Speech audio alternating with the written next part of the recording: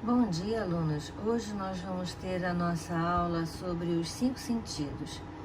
Vocês vão encontrar esse assunto nas páginas 772 a 777 do seu livro-texto. Vejam aqui essa figura que ilustra a localização da interpretação dos sentidos no nosso sistema nervoso. Vejam aqui em amarelo a região denominada tálamo, que é por onde passam as informações dos 5 sentidos, menos o sentido do olfato. Vejam a localização das áreas do cérebro relacionadas aos sentidos, por exemplo, a interpretação da visão, que fica na região posterior do cérebro, o córtex auditivo e o maior, que é o maior de todos. Porém, essas regiões não são assim tão estanques e nós vamos ver isso detalhadamente a seguir. Primeiro, nós vamos falar sobre o sentido do paladar. Na língua estão as papilas gustativas, que são pequenininhas saliências que estão distribuídas sobre a língua e também no palato mole e são facilmente visíveis com uma lente de aumento. Há 4 tipos básicos de papilas gustativas: circunvaladas, fungiformes, foliáceas e filiformes. As papilas denominadas filiformes não têm células receptoras de sabor, elas só se relacionam com sensações táteis. Os outros tipos de papilas são capazes de detectar os 4 sabores básicos, isso é, o doce, o azedo, o salgado e também o amargo. Durante muito tempo, acreditava-se que houvesse regiões específicas da língua especializada na identificação de cada um dos 4 sabores. Porém, atualmente se sabe que os 4 tipos de sabores podem ser percebidos por qualquer região da língua onde haja papila gustativa. Durante a mastigação, substâncias componentes do alimento são dissolvidas na saliva e entram em contato com grupamentos de quimiorreceptores, os chamados botões gustativos, que estão localizados nas papilas. Aí, as substâncias alimentares interagem com proteínas receptoras presentes na superfície das células sensoriais e assim causam mudanças elétricas na membrana plasmática. Os impulsos elétricos são transmitidos às terminações nervosas que estão em contato com os botões gustativos e aí são levados até regiões específicas do cérebro, onde são interpretados, produzindo a sensação de sabor. O olfato é estimulado produzido pela estimulação do epitélio olfativo, que está localizado no teto da cavidade nasal. O epitélio olfativo é constituído por células nervosas especializadas, chamadas quimiorreceptores de olfato, que possuem prolongamentos sensíveis que estão mergulhados na camada de muco que recobre as cavidades nasais. As moléculas dispersas no ar difundem-se no muco e atingem os prolongamentos sensoriais e assim geram impulsos nervosos que são conduzidos até o corpo celular da célula olfativa, de onde atingem o axônio, que se comunica com o bulbo olfativo. Acredita-se que os milhares de tipos diferentes de cheiros que uma pessoa perceba resultam da interação de impulsos gerados por uma quantidade bem menor de estímulos básicos. A integração desses estímulos é feita no lobo olfativo do cérebro. O olfato, com o desenvolvimento da espécie humana, foi perdendo ao longo dos milhares de anos de evolução a importância para a nossa sobrevivência, porque muitos estímulos foram se acrescentando ao longo dessa evolução e o sentido do olfato foi confundido por essa grande quantidade de estímulos.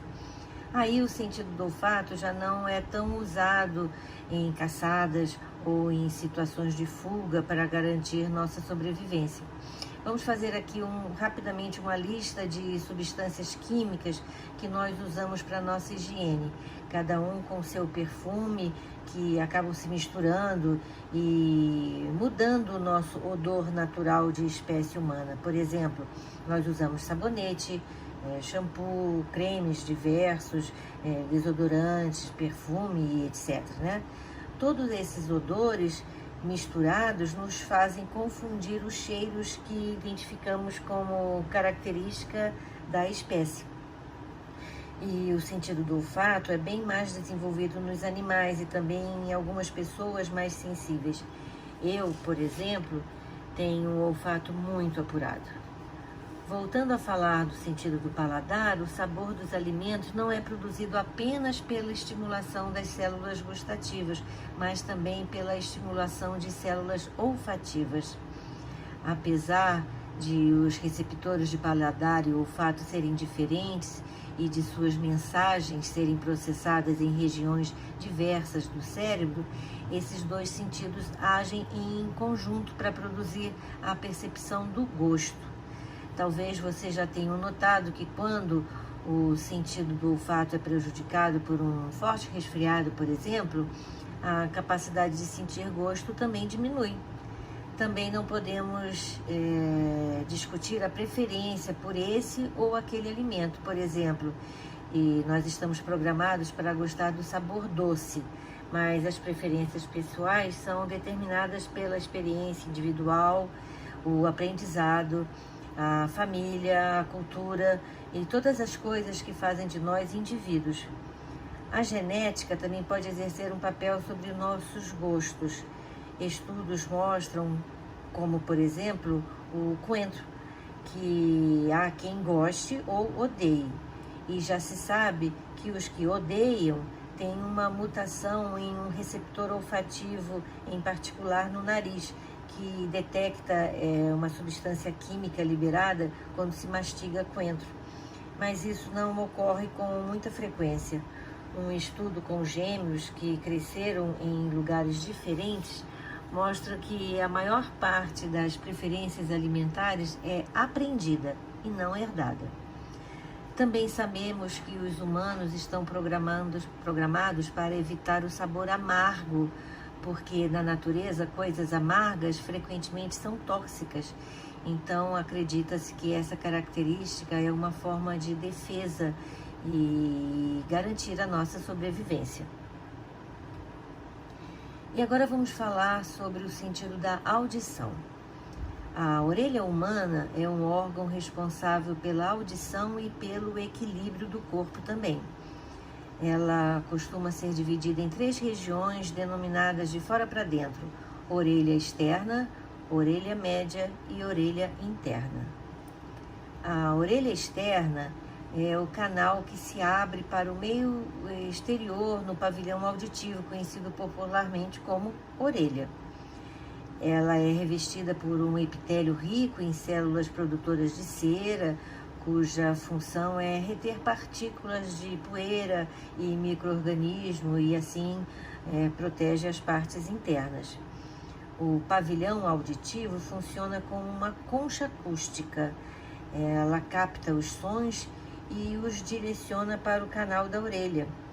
As vibrações são transmitidas à membrana timpânica, ou também chamada de tímpano, simplesmente, que é uma película bem fina que separa a orelha externa da orelha média.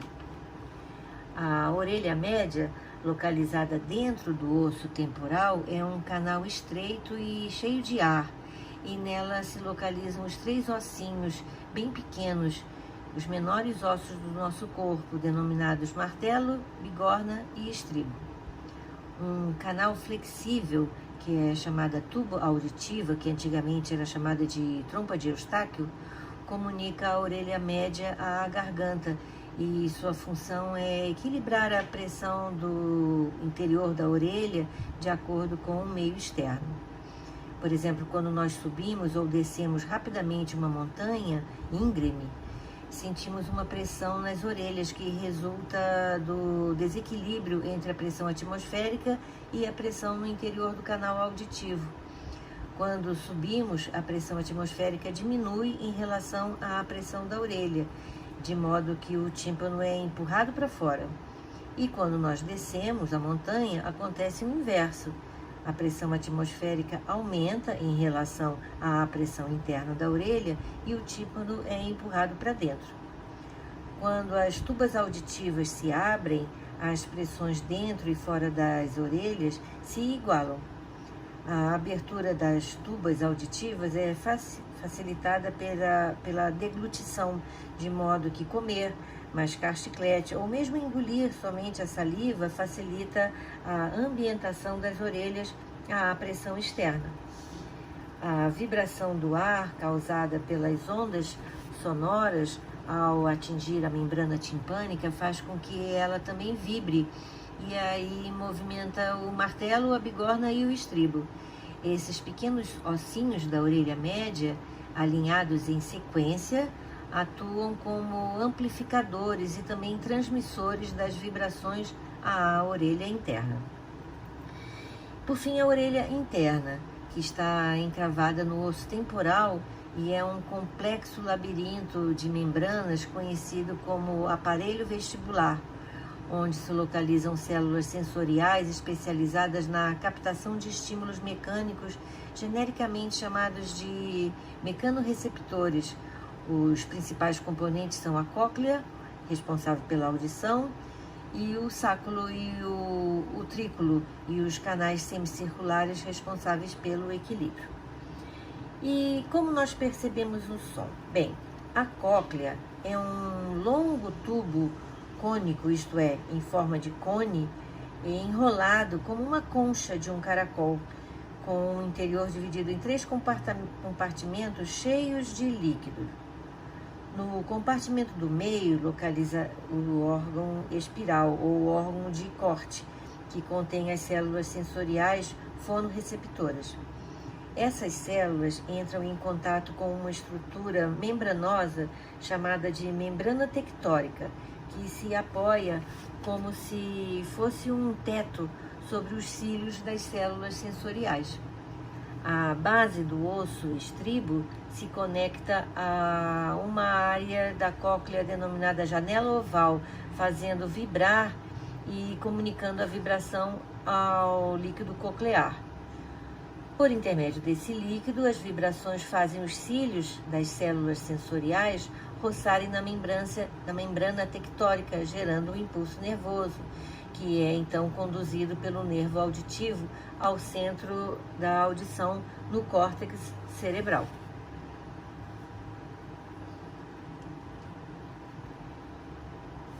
Se nós girarmos o corpo a uma velocidade constante, o líquido no interior dos canais semicirculares passará a se mover em consonância com esse último, o que vai diminuir a pressão sobre as células sensoriais. Entretanto, se nós paramos bruscamente de rodopiar, o líquido dos canais semicirculares vai continuar a se movimentar devido à inércia, e aí continua estimulando as células sensoriais e causam a sensação de tontura. Isso acontece devido ao conflito de 2 percepções. Os olhos informam ao sistema nervoso que nós paramos de rodopiar, mas o movimento do líquido nos canais semicirculares informa que a cabeça ainda está em movimento. E é por isso que a bailarina para primeiro a cabeça e depois o corpo quando ela vai fazer um rodopio. A cabeça sempre tem que chegar primeiro. Caso isso não aconteça, a bailarina vai ficar tonta e vai cair.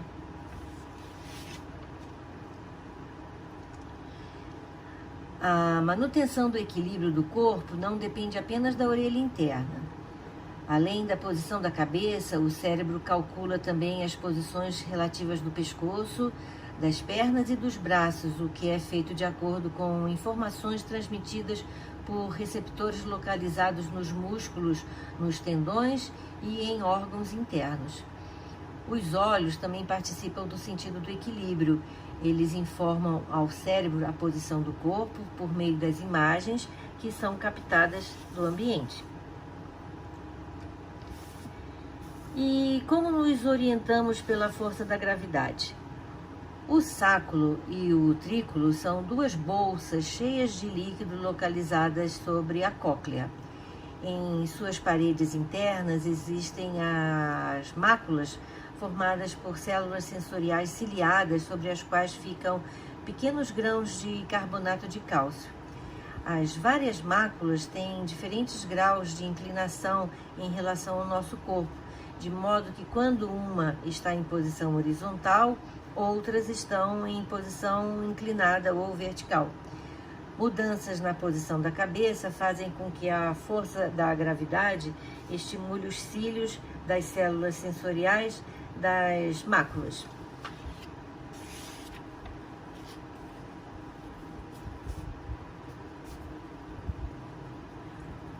Muitas vezes acontecem de nós ficarmos tontos porque estamos tendo informações dúbias do que está acontecendo no nosso corpo.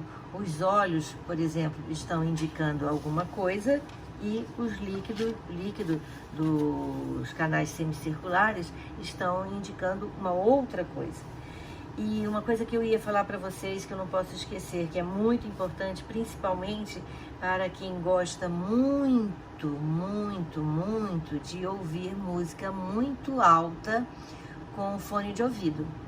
Essas células da cóclea, que são ciliadas, elas podem morrer.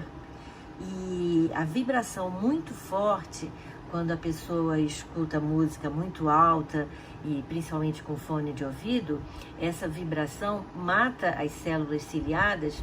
E eu tenho uma péssima notícia para vocês: essas células não se recuperam. E isso causa uma surdez irreversível. Nem aquele aparelhinho, um aparelho chamado vulgarmente aparelho de surdez, vai consertar essa deficiência. Então, cuidado se você gosta muito de ouvir músicas muito altas. Mais tarde você pode se arrepender. Agora vamos ver o sentido da visão. Os órgãos responsáveis pela visão são os bulbos do olho, que é popularmente chamado de olho. Eles são duas bolas membranosas cheias de líquido que ficam embutidas em cavidades ósseas do crânio, chamadas órbitas oculares. Nos bulbos oculares do olho, há células sensoriais especializadas na captação de estímulos luminosos, os fotorreceptores. Os bulbos dos olhos são revestidos por uma membrana transparente que tem muitos e finíssimos vasos sanguíneos, a conjuntiva, que se estendem pela superfície interna das pálpebras. Sob a conjuntiva fica a parede do bulbo do olho, formada por 3 camadas de tecidos: esclera, coroide e retina. A esclera é a camada mais externa, feita de tecido conjuntivo resistente, que mantém a forma esférica do olho e serve de ponto de ligação para os músculos responsáveis pela movimentação. Tem cor branca, mas na parte anterior do olho tem uma área transparente à luz com maior curvatura, que é denominada córnea. Imediatamente abaixo da córnea tem uma camada preenchida por um líquido transparente que é denominado de humor aquoso. A coroide, logo abaixo da esclera, é uma película pigmentada, rica em vasos sanguíneos que nutrem e oxigenam as células do olho. Sob a córnea, a coroide forma a íris, que é a parte colorida do olho, no centro da qual está a pupila. A pupila é um orifício de tamanho regulável, por onde a luz penetra. A íris pode ser comparada ao diafragma de uma máquina fotográfica que regula a quantidade de luz que penetra no olho. Os movimentos de abertura da íris estão a cargo de delicados músculos controlados pelo sistema nervoso autônomo, que se ajustam de acordo com a luminosidade do ambiente. Atrás da íris se localiza a lente, que antigamente era chamada de cristalino. A lente é uma estrutura proteica com forma de uma lente biconvexa que dá a nitidez à imagem. Ela está ligada aos músculos ciliares, cuja contração modifica ligeiramente sua forma para focalizar a imagem. Atrás da lente há uma grande câmara preenchida por um líquido viscoso e transparente, denominado corpo vítreo. Cada bulbo do olho se movimenta suavemente dentro da sua órbita graças a 3 pares de músculos em forma de cinta fixadas no globo ocular. Esse movimento é limitado pelo nervo óptico, um feixe de fibras nervosas que parte do interior do bulbo do olho em direção ao encéfalo, passando por uma abertura no osso da órbita ocular. A camada que reveste internamente a câmara ocular é a retina, que contém 2 tipos de células que são estimuladas pela luz, os bastonetes e os cones. Os bastonetes são fotorreceptores extremamente sensíveis à luz, mas são incapazes de distinguir cores. Neles, a substância responsável pela detecção de luz é um pigmento constituído por uma parte proteica, denominada opsina, e uma parte não proteica, derivada da vitamina A. Os cones são menos sensíveis à luz que os bastonetes, mas possuem a capacidade de discriminar diferentes comprimentos de onda e, assim, permitindo a visão em cores. Em ambientes pouco iluminados, apenas os bastonetes, por serem mais sensíveis, são estimulados. E por isso que na penumbra nós vemos mais ou menos bem os objetos, mas não distinguimos suas cores. À medida que a luminosidade aumenta, os cones são ativados e as cores se tornam mais visíveis. A retina de cada olho contém 6 milhões de cones, a maioria concentrada numa área denominada de fóvea. Então, essa região é relativamente menos sensível à luminosidade fraca do que as laterais do olho. Façam uma experiência. Escolham uma estrela de luz fraca no céu e notem a diferença entre olhá-la diretamente e com o canto do olho. Ao olhar a estrela diretamente, a imagem cai sobre a fóvea, onde só há cones, que são menos sensíveis à luz de baixa intensidade. Mas se olharmos de lado, a imagem desloca-se para as áreas laterais da retina, onde os bastonetes são mais numerosos, e assim nós podemos perceber o brilho da estrela com mais intensidade. As fibras de células nervosas da retina se juntam em um mesmo ponto do globo ocular, chamado de disco óptico, que origina o nervo óptico que sai do olho. No disco óptico há fotorreceptores, de modo que imagens focalizadas nele não são vistas, por isso ele é chamado de ponto cego. Os centros visuais de cada hemisfério cerebral, ao receber as imagens que vêm de cada olho, analisam as diferenças e estimulam a distância a que se encontra o objeto focalizado. É assim que percebemos a posição relativa dos objetos, compondo o canal de visão tridimensional. É a sobreposição das imagens vistas de ângulos diferentes por cada um dos olhos que permite a nossa visão binocular. Quando os objetos estão muito distantes, por exemplo, como os que vemos em uma paisagem, as diferenças de imagens em relação a cada olho praticamente desaparecem. Entretanto, ainda assim, é possível estimar a que distância estamos de um objeto pelo tamanho com que vemos os objetos. Certos problemas de visão são decorrentes da incapacidade do olho de focalizar as imagens sobre a retina. Por exemplo, na miopia, a imagem é focalizada antes da retina. Pessoas míopes têm globos oculares um pouco mais longos do que o normal, e isso impede a focalização correta dos objetos mais distantes. O problema pode ser corrigido com a utilização de lentes divergentes.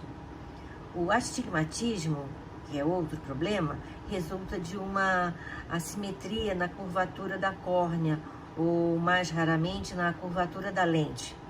Isso faz com que parte das imagens são projetadas sem nitidez na retina, e a correção desse problema de visão é feita por meio de utilização de lentes com os dois lados planos e um outro curvo. Outro problema de visão, particularmente, que é o que eu tenho, é a hipermetropia, que é um caso inverso à miopia, porque nesse caso o globo ocular é mais curto do que o normal, e assim as imagens dos objetos próximos se formam depois da retina. O problema pode ser corrigido com a utilização de lentes convergentes. E também pode-se ter um problema chamado de presbiopia, que é conhecido popularmente como vista cansada, que atinge muitas pessoas com mais de 40 anos, que é decorrente da perda gradativa da capacidade de acomodação da lente. Com isso, a pessoa tem dificuldade de focalizar objetos próximos. Na hipermetropia, a imagem se forma depois da retina e a pessoa tende a afastar os objetos na tentativa de ver melhor. E esse problema é corrigido com lentes convergentes também. E por último, vamos ver o sentido do tato. Esse sentido está em praticamente todas as regiões da pele, porque nós possuímos mecanorreceptores capazes de perceber variações de pressão e assim detectar o toque. As regiões mais sensíveis do corpo são as pontas dos dedos, a palma das mãos, os lábios, os mamilos, que apresentam corpúsculos de Meissner e discos de Merkel, que são estruturas especializadas na detecção do toque leve, e também os corpúsculos de Pacini, que estão localizados nas regiões mais profundas da pele, que percebem pressões fortes e vibrações. Terminações de neurônios associados a folículos de pelos e são estimulados quando os pelos se dobram. Além dos diversos receptores responsáveis pelo tato, a pele possui células sensoriais especializadas na detecção de dor e de aumento ou diminuição de temperatura. Os cientistas acreditam, por exemplo, que os receptores de dor sejam quimiorreceptores estimuláveis por substâncias liberadas quando as células estão lesadas. Essa figura tenta mostrar, uma caricatura, tentando mostrar a área do corpo, as áreas do corpo que são mais sensíveis, tem mais terminações nervosas, por exemplo, então, os lábios, a língua, a mão, principalmente as pontas dos dedos, que possibilita a leitura, pelo método Braille, e também os nossos pés. Essa figura, essa caricatura, mostra que como deveria ser o corpo humano se nós fôssemos relacionar o corpo humano às áreas sensíveis do nosso corpo. Eu acredito que a gente não ia ser muito bonitinho, né? E essa fotografia aqui, eu quis mostrar para vocês uma experiência que foi feita com um macaquinho. Colocaram esse macaquinho em duas situações. Uma situação em que ele tinha uma mamãe de arame, mas que lhe dava alimento, e uma outra situação em que ele tinha uma mamãe que não lhe dava alimento, porém lhe dava essa sensação de aconchego, Então, de proteção. E essa experiência mostrou que o macaquinho preferia ficar, mesmo sem alimento, ele preferia ficar junto da mamãe, que lhe dava essa sensação de aconchego, de proteção, de calor. Então ele preferiu muito mais o conforto que um abraço lhe dava do que o alimento. E essa experiência então tenta mostrar que os seres vivos sempre procuram por essa sensação, uma sensação de segurança, mais do que uma sensação de alimento. Tenta mostrar o quanto é importante essa sensação do abraço, que infelizmente hoje nós estamos privados por causa dessa pandemia. E com esse slide, então, eu quero encerrar os nossos assuntos, referentes ao 2º ano. Me despedindo de vocês, não é a nossa última aula, porém é o nosso último assunto. E com essa imagem do macaquinho, eu quero transmitir para vocês essa sensação de abraço, mesmo que virtual. Um beijo para vocês.